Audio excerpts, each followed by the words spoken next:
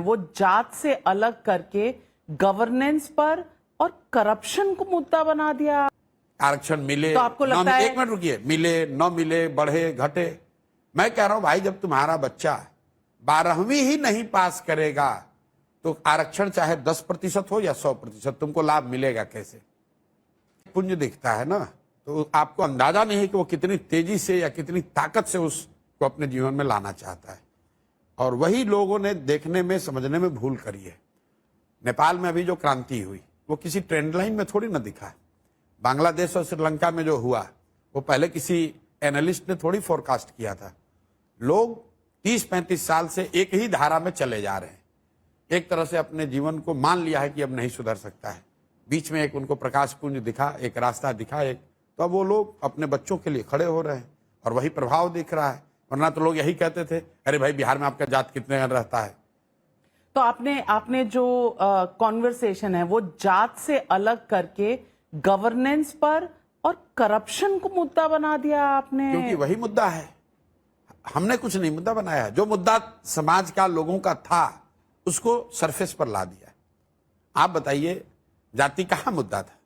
जाति मुद्दा नहीं है ये जो कास्ट सेंसस तो यहीं से शुरू हुआ। मैं आपको बता रहा हूं, उसी कास्ट सेंसस में जिन लोगों ने कास्ट सेंसस कराया, 500 करोड़ रुपए बिहार जैसे गरीब राज्य का खर्च कराया, उसी कास्ट सेंसस में जो फाइंडिंग्स आए वो तो अपने आप में बताता है कि जाति के नाम पर किस तरह से समाज का दोहन हुआ है।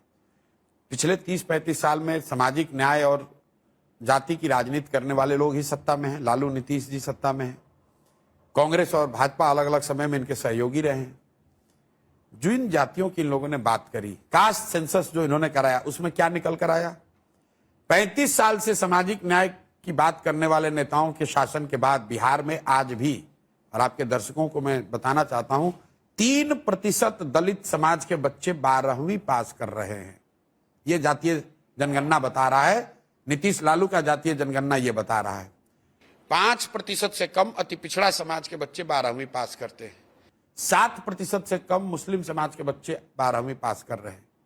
अब आप बताइए कि जिन जातियों का नारा लगाकर, जिन जातियों की बात करके ये लोग सत्ता में बैठे हुए हैं, 30 साल इन्होंने 35 साल शासन करने के बाद उनके बच्चे 12वीं नहीं पास कर रहे हैं और पूरे समाज को आरक्षण के नाम पर लड़ा दिया।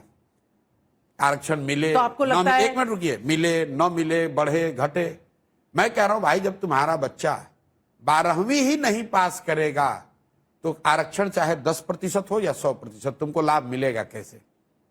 तो आप मैं कैमरे पर कहता हूं जाति जनगणना होनी ही नहीं चाहिए। नहीं, बिल्कुल होनी चाहिए, बिल्कुल हो।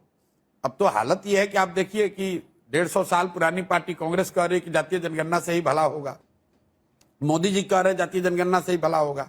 लेकिन आप जैसे पत्रकारों को राहुल गांधी से एक बात पूछना चाहिए कि अगर जातीय जनगणना से ही देश की सारी समस्या को खत्म होना है तो आपके दादा या आपके नाना पंडित जवाहरलाल नेहरू, आपकी दादी इंदिरा गांधी, आपके पिताजी राजीव गांधी, जिनके प्रधानमंत्री रहते हुए सारे जनगणना हुए, क्या वो लोगों ने बहुत बड़ी गलती की जो ये नहीं कराया?